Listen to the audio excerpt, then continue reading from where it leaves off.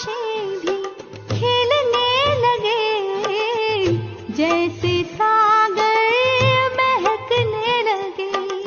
धड़कने यही गुनगुनाती, धड़कने यही गुनगुनाती, दिल ने सारी दुनिया भुला दी। बाबा मेरी जिंदगी में आए, जिंदगी को जिंदगी बनाए। बाबा मेरी जिंदगी में आए, जिंदगी को जिंदगी बनाए। उनकी यादों में, उनकी बाहों में, उनकी यादों में, उनकी बाहों में कलियां खुशी से है मुस्कुराई। बाबा मेरी जिंदगी में आए, जिंदगी को जिंदगी बनाए।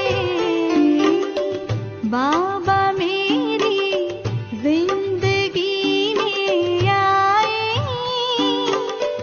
जिंदगी को जिंदगी बनाए। ओम शांति। आज 15 जून 2021 की साकार मधुर माँ वाक्य।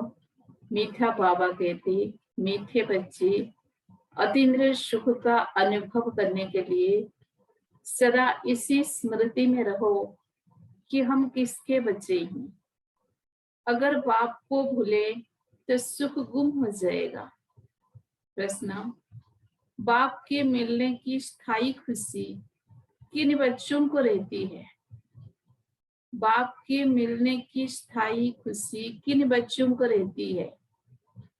उत्तर, जिन बच्चों ने एक से अपने सर्व संबंध जड़े हैं, जो एक बाप की याद में रहने की ही मेहनत करते हैं, किसी देहधारी को याद नहीं करते, उन्हें ही स्थायी खुशी रहती है। अगर देहधारी की याद है तो बहुत रोना पड़ेगा। विश्व का मालिक बनने वाले कभी रोते नहीं। गीत, बचपन के दिन भुला न देना। ओम शांति। बाप कहते हैं, मीठे बच्चों, हम बेहद के बाप के बच्चे हैं, ये भूलो मत। ये भूले तो अपने को रुला देंगे। छी दुनिया में बुद्धि चली जाएगी। बाप की याद रहने से अतीन्द्रिय सुख बसता है। वह सुख बाप को भूल जाने से गुम हो जाएगा। हरदम याद रहना चाहिए कि हम बाबा के बच्चे हैं, नहीं तो अपने को रुला देंगे। सब भगवान के बच्चे हैं। सब कहते हैं, हे बाबा, हे परमपिता परमात्मा, रक्षा करो। परंतु बाप से रक्षा कब होती है, यह किसी को भी पता नहीं है।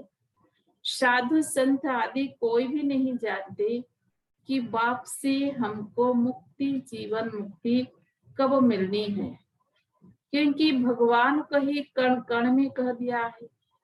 अब तुम बच्चे बेहद के बाप को जान गए हो। मस्ट बिलवड बाप है, उससे प्यारी वस्तु और कोई होती नहीं। ऐसे बाप को न जानना बड़ी भारी भूल है। शिव जयंती क्यों मनाते हैं? वह कौन है, यह भी कोई नहीं जानते। बाप कहते हैं, तुम कितने बेसमझ बन गए हो। माया रावण ने तुमको क्या बना दिया है। अभी तुम बच्चे जानते हो, यह हमारी जन्मभूमि है। मैं हर 5000 वर्ष के बाद आता हूँ। वो फिर कह देते 40,000 वर्ष बाद जब यह कलियुग पूरा होगा तब आएंगे। चित्र भी दिखाया जाता है त्रिमूर्ति का। त्रिमूर्ति मार्ग नाम भी रखा है, परंतु 3 मूर्ति ब्रह्मा, विष्णु, शंकर को कोई नहीं जानते। ब्रह्मा क्या करके गया, विष्णु और शंकर क्या करते हैं, कहाँ रहते हैं, कुछ भी नहीं जानते। बिल्कुल ही घोर अंधियारे में है। बाप ही रचयिता, उनकी यह कितनी बड़ी रचना है, कितना बेहद का नाटक है। इसमें बेहद के मनुष्य रहते हैं। आज से 5000 वर्ष पहले जब सतयुग था, भारत में जब इन लक्ष्मण का राज्य था तो और कोई राज्य नहीं था। भगवती श्री लक्ष्मी भगवान श्री नारायण को कहा जाता है। राम सीता को भी भगवान राम, भगवती सीता कहते हैं। अब ये भगवान नारायण भगवती लक्ष्मी कहाँ से आए, राज्य करके गए हैं, परंतु उनकी जीवन कहानी तो एक भी नहीं जानते हैं। सिर्फ गाते रहते हैं कि भगवान दुख हरता सुख करता, परंतु ये किसी की बुद्धि में नहीं आता। वो दुख हरता सुख करता कैसे है, कौन सा सुख सबको दिया और कब सबका दुख हरा, कुछ भी नहीं जानते। तुम बच्चे अभी यहाँ राजयोग सीख रहे हो, भगवती लक्ष्मी भगवान नारायण बनने के लिए। जानते हैं भगवती सीता भगवान राम भी बनने का है। 8 जन्म सतयुग में पूरी करके फिर राम सीता के राज्य में आने वाले हैं।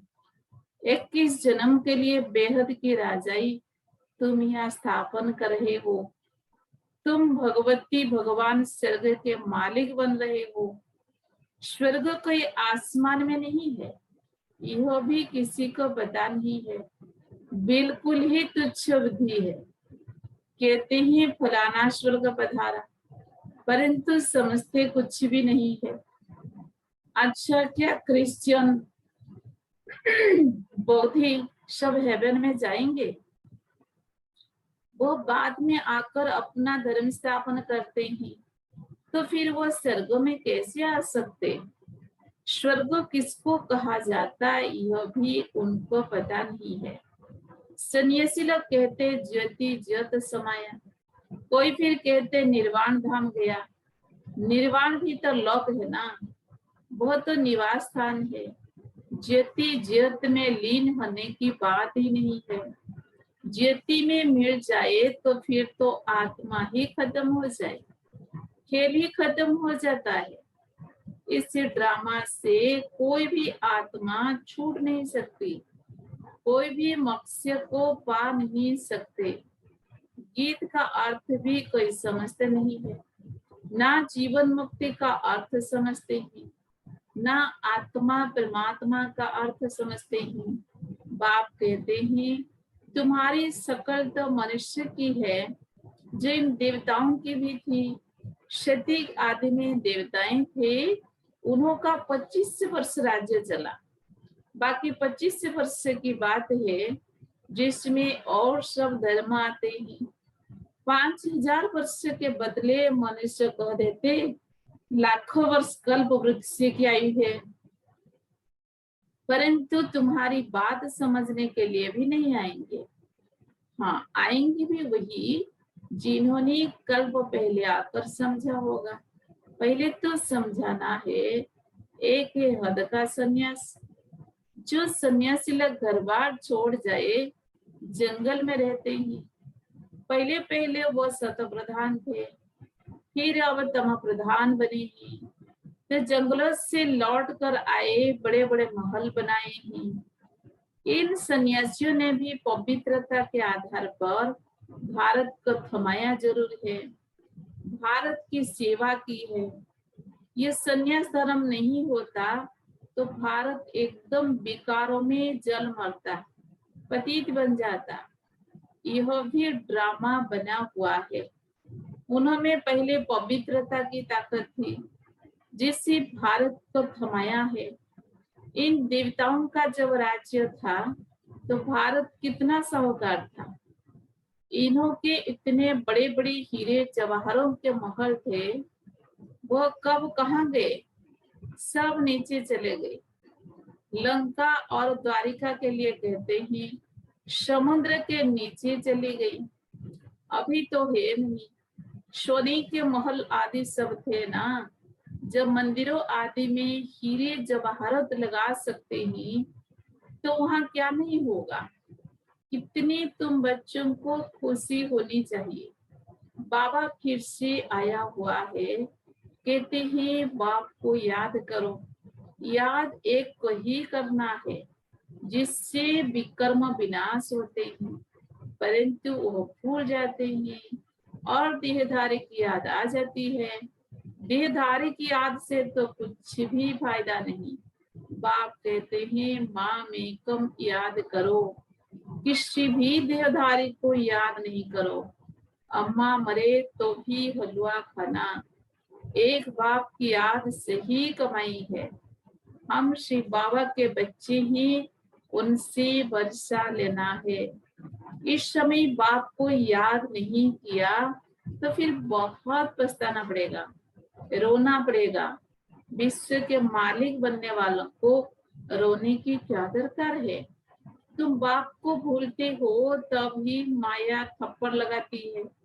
इसलिए बाबा बार बार समझाते हैं कि बाप को और वर्षे को याद करो।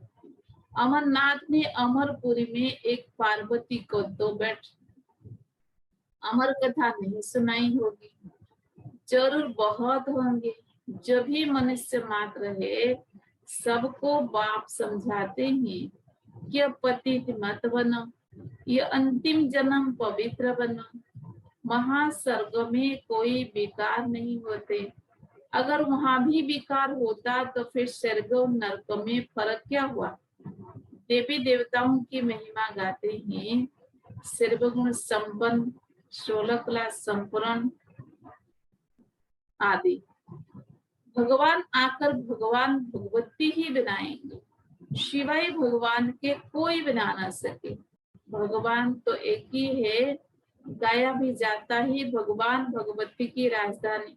यथा राजा रानी तथा प्रजा भी वही होगी, परंतु भगवान भगवती कहा नहीं जाता। इसीलिए कहा जाता है आदि सनातन देवी देवता धर्म। यह किसको पता नहीं है। ब्रह्मा की आत्मा को भी बाप समझाते हैं।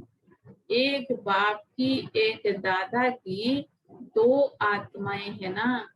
एक आत्मा 84 जन्म लेती है, दूसरी आत्मा पुनर्जन्म रहित है। बाप कभी पुनर्जन्म नहीं लेते हैं। एक ही बार आकर सारे विश्व को पवित्र बनाने के लिए हमको राजयोग सिखाते हैं। बाप तुमको समझाते हैं मैंने इनमें प्रवेश किया है, यह 84 जन्म भोग आए हैं, अब इनके बहुत जन्मों का यह अंतिम जन्म है। अब मैं निराकार हूँ तो कैसे आकर बच्चों को राजयोग सिखलाऊं। प्रेरणा से तो कुछ हो न सके, कृष्ण भगवान उपास तो हो न सके, वो कैसे आ सकता है। वह तो है ही सती का प्रिंस, 16 कला संपूर्ण। फिर त्रेता में होते हैं 14 कला संपूर्ण। फिर द्वापर में कृष्ण को क्यों ले गए हैं, उनको तो पहले आना चाहिए। बाप समझाते हैं पहले बाप को याद करो, नहीं तो माया एकदम थप्पड़ मार देगी। छुई मुई का एक झाड़ होता है, हाथ लगाओ तो मुरझा जाए, तुम्हारा भी ऐसे ही हाल होता है। बाप को याद नहीं किया। और खलास गीत में भी सुना, बचपन के दिन भुला नहीं देना। बाप को भूले तो कहाँ न कहाँ चट लग जाएगी। बाप कहते हैं तुम हमारे बच्चे हो ना, यह शरीर तो बीज से पैदा हुआ है, वो इनके लौकिक माँ बाप है। यह तो है परलौकिक बाप, और इनको फिर अलौकिक बाप कहा जाता है। यह हद का था फिर बेहद का बन गया। अभी देखो यह लौकिक बच्ची निर्मला शांता दीदी बैठी है, ये लौकिक भी है, अलौकिक भी है, परलौकिक भी है। बाकी शिव बाबा के तो भाई बहन है नहीं, ना लौकिक ना अलौकिक ना परलौकिक, कितना फर्क है।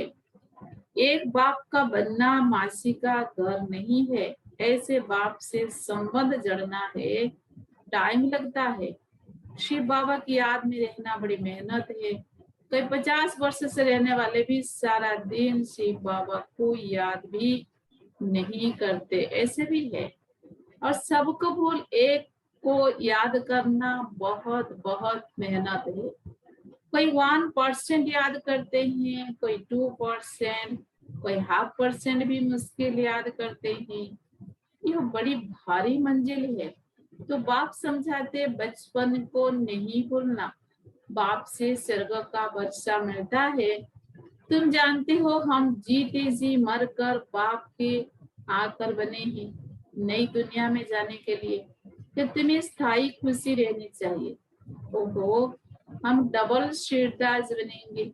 मनुष्य थोड़ी जानते हैं कि सत्युग में इन देवताओं को 16 क्लास संपूर्ण और 14 क्लास संपूर्ण क्यों कहते हैं, कुछ भी नहीं जानते हैं। ये भक्ति मार्ग के शास्त्र आदि फिर भी बनेंगे, ये हठयोग तीर्थ यात्रा आदि सब फिर भी होंगे, परंतु इससे क्या होगा?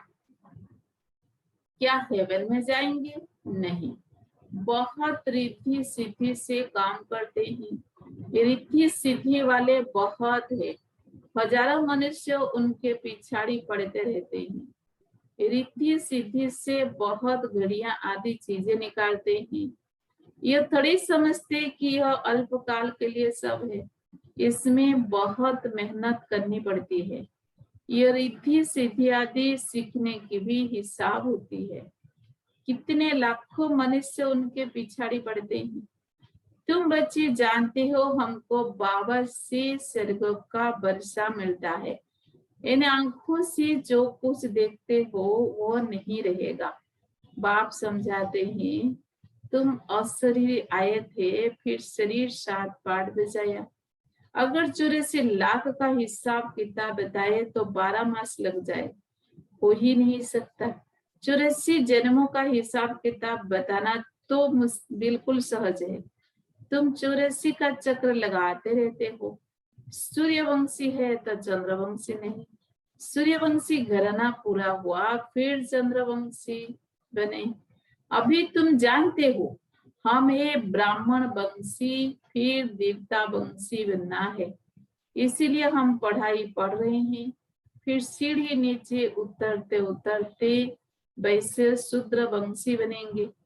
अभी अपने 84 जन्म की स्मृति आई है, यह चक्र भी याद करना पड़े। बाप को याद करने से एवर हेल्दी एवर वर्दी बनेंगे, पाप कट जाएंगे। चक्र को जानने से चक्रवर्ती बन जाएंगे।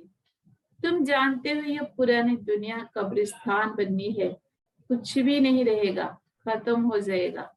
राम गयो रावण गयो। राम का कितना छोटा परिवार होगा सत्युग में, अभी रावण का कितना बड़ा परिवार है। बच्चे जानते हैं कि यह राजधानी स्थापन हो रही है। हर बात में पुरुषार्थ फास्ट है।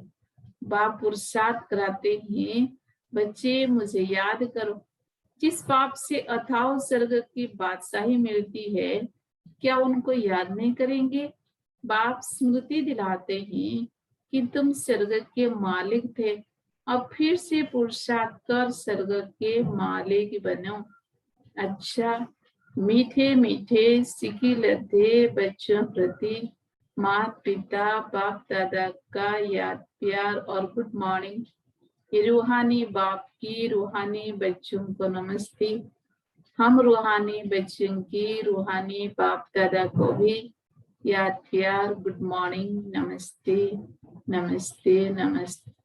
धारणा के लिए मुख्य सार नंबर 1, कभी भी किसी बात में छुई मुई नहीं बनना है। ईश्वरीय बचपन को भूल मुरझाना नहीं है। इन आंखों से जो कुछ दिखाई देता है उसे देखते भी नहीं देखना है। नंबर 2, एक बाप की याद में ही कमाई है, इसीलिए देहधारियों को याद कर रोना नहीं है। बाप और बच्चे को याद कर विश्व की बादशाही लेनी है। वरदान, नॉलेज की लाइट माइंड द्वारा कमजोर संस्कारों को समाप्त करने वाले शक्ति संपन्न भव। नॉलेज की लाइट माइंड द्वारा कमजोर संस्कारों को समाप्त करने वाले शक्ति संपन्न भव। नॉलेज से अपने कमजोर संस्कारों का मालूम तो पड़ जाता है, और जब उस बात की समझानी मिलती है तो वे संस्कार थोड़े समय के लिए अंदर दब जाते हैं। लेकिन कमजोर संस्कार समाप्त करने के लिए लाइट और माइट के एक्स्ट्रा फर्स्ट की आवश्यकता है। इसके लिए मास्टर सर्वशक्तिवान, मास्टर नॉलेजफुल के साथ साथ चेकिंग मास्टर बनो। नॉलेज द्वारा स्वयं में शक्ति भरो, मनन शक्ति को बढ़ाओ तो शक्ति संपन्न बन जाएंगे। स्लोगन, जहाँ सर्वो प्राप्तियां है वहाँ प्रसन्नता है। जहाँ सर्वो प्राप्तियां है वहाँ प्रसन्नता है। ओम शांति। आज का व्यक्ति सारा मन को शक्तिशाली बनाने के लिए, सदा खुशी व उमंग उत्साह में रहने के लिए, उड़ती कला का अनुभव करने के लिए रोज यह मन की ड्रिल एक्सरसाइज करते रहो। जब संकल्प शक्ति कंट्रोल में न आए तो उसे अशरीरी भव का इंजेक्शन लगा दो। व्यक्त में रहते अव्यक्त में उड़ना सीखो। मीठी जगदम्बा सरस्वती का अनमोल महावाक्य। सदा शीतल स्वभाव और मीठे बोल उच्चारण करने वाली माँ का सदा यही लक्ष्य रहा कि सबके दुख दूर करूं। किसी भी हालत में, किसी भी बात में मम्मा का कभी क्रोध तो क्या, परंतु आवेश भी नहीं आया। मम्मा का तेज आवाज हमने कभी नहीं सुना। मम्मा शांति की अवतार, प्रेम की मूर्त थी। ऐसे हम सबको मम्मा समान बनना है। ओम शांति।